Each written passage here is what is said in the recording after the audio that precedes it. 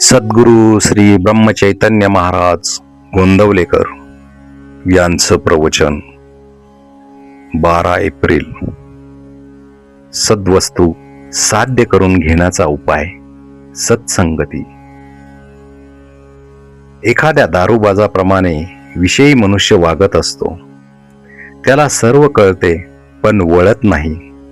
एकीकडे स्वतःला जो परमात्म्याचा अंश म्हणवितो आणि दुसरीकडे विषयांच्या आहारी जातो. खरोखर भक्तीशिवाय सर्व काही वाया आहे. संतांजवळ राहावे आणि भक्तीचे साधन करावे.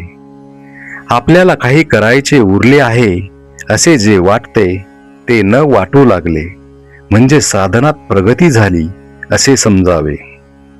भगवंताची भक्ती घडायला गुरुसेवा हे एक मुख्य साधन आहे. वास्तविक गुरु मनात काही इच्छाच येऊ देत नाही, म्हणून कामधेनूपेक्षाही गुरु श्रेष्ठ आहे. अत्यंत तळमळीशिवाय भगवंताचा योग शक्य नाही. संत समागम प्रारब्धाने होतो, पण समरीतीने जाता आले तर खरा समागम घडतो.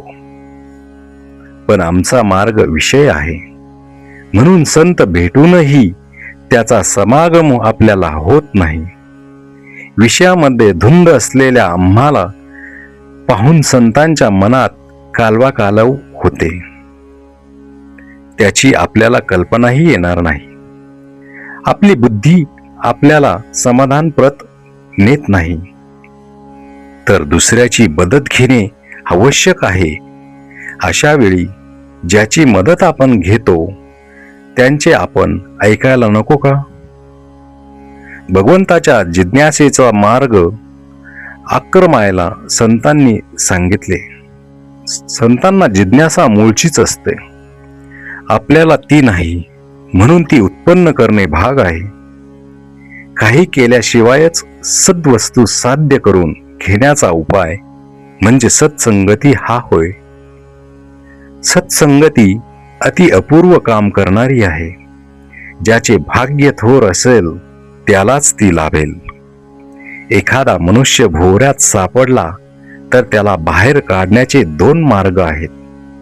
एक मार्ग असा की दुसऱ्या चांगल्या पोहणाऱ्याने त्या भोवऱ्याभोवती उडी मारून तो फोडायचा आणि बुडत्याला बाहेर ओढून काढायचे, पण यासाठी शक्ती फार लागते.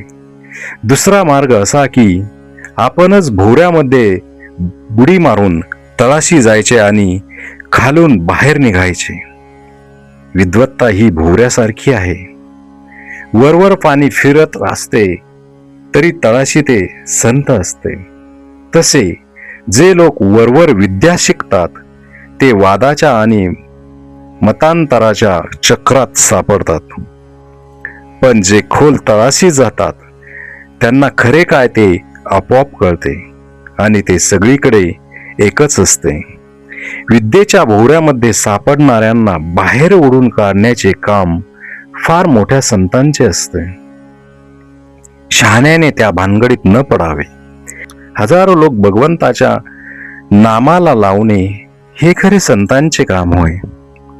कोणत्याही सत्पुरुषाची परंपरा रक्षण केली पाहिजे, त्यात आपले घुसडू नये. श्रीराम जय राम, जय जय राम.